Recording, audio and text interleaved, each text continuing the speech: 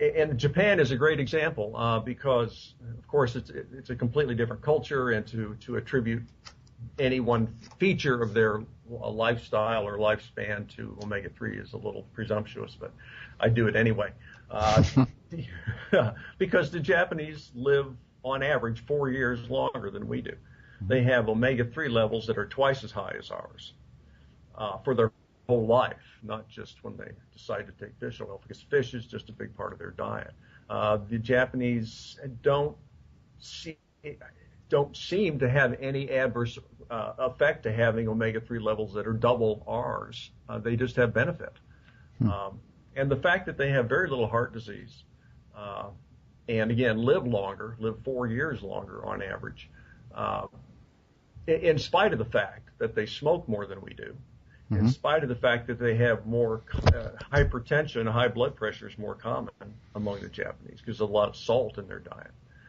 In spite of those two problems, they still live longer. They still have less coronary disease than we do, and I think that's an omega-3 related effect. And it raises the question you've raised is, well, is there a too high, and we just haven't seen it yet. Well, I'm curious as to what levels you're finding in Japanese. You mentioned the 8% being an important threshold, and are they typically higher than 8%? On average, about 9.5 or 10. Okay, interesting. That's average. So half of them are higher than that. Wow. So what's the highest you've seen? Highest we've seen is about 20. Wow, 1/5. Interesting. Yeah, 1/5. Right.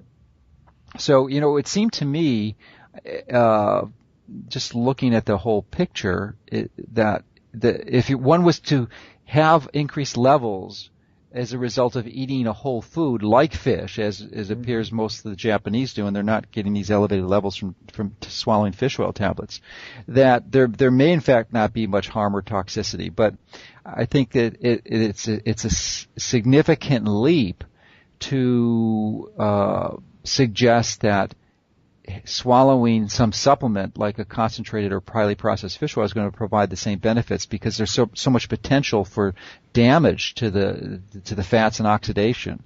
And I wonder what your thoughts are on there, and if you've looked at that or tried to tease that apart in some way. Well, I certainly agree with the point of view that the best way to get omega-3 fatty acids is the natural way, which is in fish, because fish, by and large, are very nutritious foods. The kind of protein they have. Fish is the best way to get it. There are issues with fish, as I'm sure you're aware, mercury in a few species, some PCBs in a few species. But I think the balance in favor of eating fish for the omega-3 far outweighs the risk.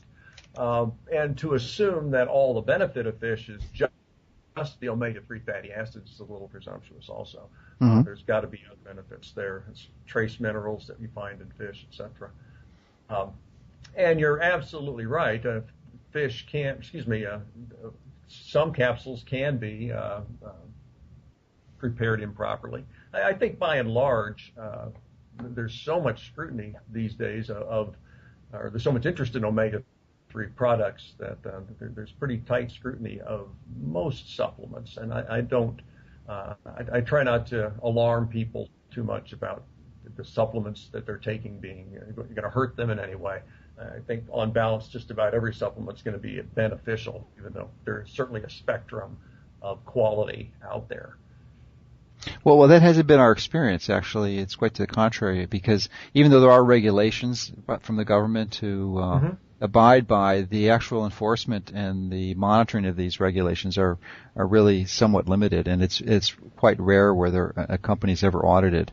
And the studies that I've looked at that address the nutritional profiling of what's in the capsule versus what's stated on the label, there's a significant disparity. So I think some due diligence is required on the purchaser, and especially if one is going to make a commitment to consume this for years or decades, as typically one would for some omega-3 fat. So I think it's important to really do their homework and ask the questions and do the research, because you only have to do it once. Once you've established that the company is preparing this is really doing a good job, and you're convinced of that, then it's not something you have to do on a regular basis. But if so I mean, most people don't take that many supplements, so I think it is worth the extra effort to do, and not just assume that someone's monitoring this, because it's a good chance that they're not. Well, certainly if it's the government that's going to be monitoring, you're absolutely right.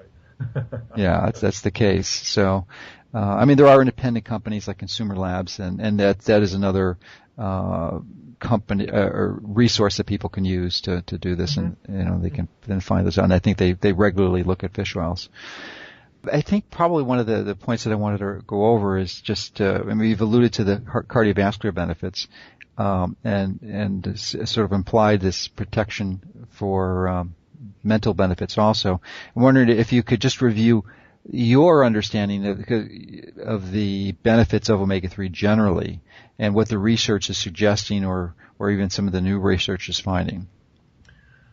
Yeah, I did allude to the cognitive, sort of above the neck, sort of divide above the neck and below the neck.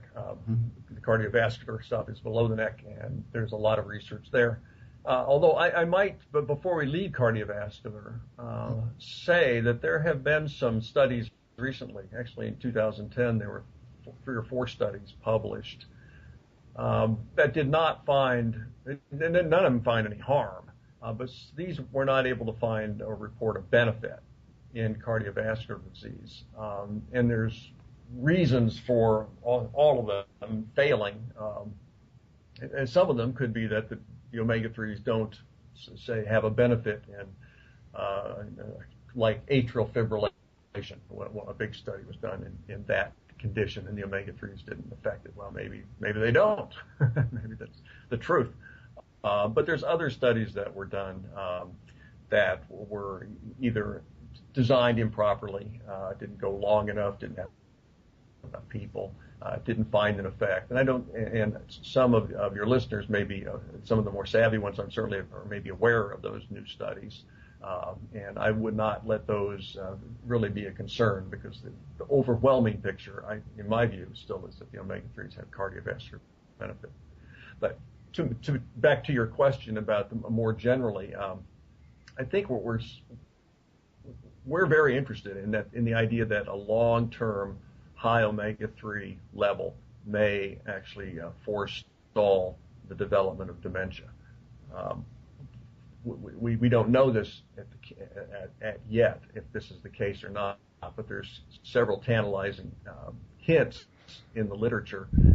Populations typically that eat more fish all around the world have lower depression scores and lower rates of dementia, which is a good thing. Whether you could, what I doubt is the case, is that you're able to start taking omega-3 when you hit 60 or 65 and expect that that's going to change the trajectory of your mental functioning. It's just a little bit too late. I don't know when too early is. I don't think there is too early. I mean, I think you have to start, probably -9 months in your mother's womb if you had anything to do with that. So a lifetime of a high omega-3, I think, is really what we're aiming for. Our studies right now are looking at the question of whether the omega-3 index, is measured in the red blood cell, is a predictor of risk. So people who have low omega-3, are they more likely to develop dementia? If they are, maybe we can find other ways. If changing their omega-3 intake at that stage of life isn't going to help, because the deed is done, and the omega-3 level as being low is just a marker that they're going to be at higher risk. And maybe other treatments can be instituted to try to prevent it, or they can begin doing crossword puzzles more actively or something. Sure. So that is, I think, a big area of research. Cancer, you've already mentioned, and there's certainly area or research going on there. The other is sort of joint health, arthritis, inflammation, and that's an active area where the omega-3s seem to be anti-inflammatory in a very general, global way, which seems to be good for us. Great. Thank you. Now, I think we all tend to learn from the people who oppose our views. And I think one of the more popular ones who really has been debunking the omega-3 benefits is Brian Peskin. And I suspect you've heard of him. Is that correct? Mm-hmm. Heard of yeah, him. So let me just summarize what his view is and then let me get your comment on it if I can. First of all, he has no formal biological training. I think he's trained as an electrical engineer. But he is able to review the literature, and he's prolific at doing that and finding studies that support his position, which is essentially that the benefits of omega-3 are vastly overrated. And it's his premise that the omega-6 are actually more beneficial, but not the traditional omega-6 that nearly everyone's consuming. It's these polyunsaturated fats that are typically processed and highly damaged and oxidized and distorted in a way that actually causes a lot of damage. So he's a big proponent of using essentially omega-6 oils that are raw and organic and highly unprocessed as providing a benefit. And his contention is that actually overconsumption of omega-3s may be significantly damaging because, of course, they one of the components that they have is these unsaturated fats, which are predisposed to oxidation unless you have some really good antioxidant structure in place. So I'm wondering, if you've read his work and reviewed his arguments, because he does present a fairly logical counter argument to the benefits of omega-3s. Frankly, I have not read his work, so I'm not going to be able to point by point address it. Mm-hmm. To the point of the omega-3s have a lot of are susceptible to oxidation. That's true, but that's also true of the omega-6 fatty acids. Mm-hmm. So I'm not sure you get a win on that. I don't disagree that the omega-6 fatty acids are important. I think everybody agrees they're important. The question, in my view, is we need to get more omega-3 in the diet, not so much worried about the omega-6 side of it. But that's another discussion. I know I certainly, because I mentioned these negative studies that came out. Mm-hmm. I know a person could, if they were of a mind, they could try to make a case that omega-3s are overblown. Fair enough. I think we have to have open, unbiased discussion, and I don't want to have blinders on myself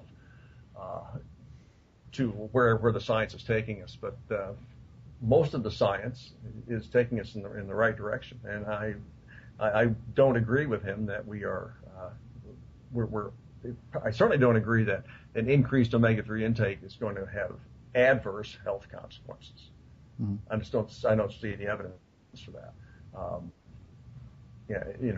Again, maybe I need to look at his work. It would be good. He doesn't write in an overly scientific way, but even if he did, that's not an issue for you because you're a scientist, so you're familiar with that jargon. But it's a quick read, and it would be interesting to see what your views on it. If you're interested, I could forward you some of his material. But send me a link or something. I'd like to see it. Yeah, it's. Because he is probably one of the most vocal opponents of using omega-3, at least from the responses we see on our site. Mm-hmm. And I think there's probably some truth to what he's saying, or some elements, because he has some good arguments. But I think it's very clear that he's in direct opposition to the vast majority of the scientific research that's been published, which is really strongly in support of the use of omega-3s, and it just makes sense too from what you've seen in the other studies with respect to the Japanese. But again, much of it may be as a result of the source of omega-3 that's being consumed, and mm-hmm. I think we're both in agreement for using it from seafood that is not contaminated already with heavy metals or chemicals like dioxins or PCBs is certainly going to be the preferred source. That is the challenge, of course, is that the oceans are so contaminated now that it's a very difficult challenge to find uncontaminated seafood. Yeah, right, and there's no way of knowing.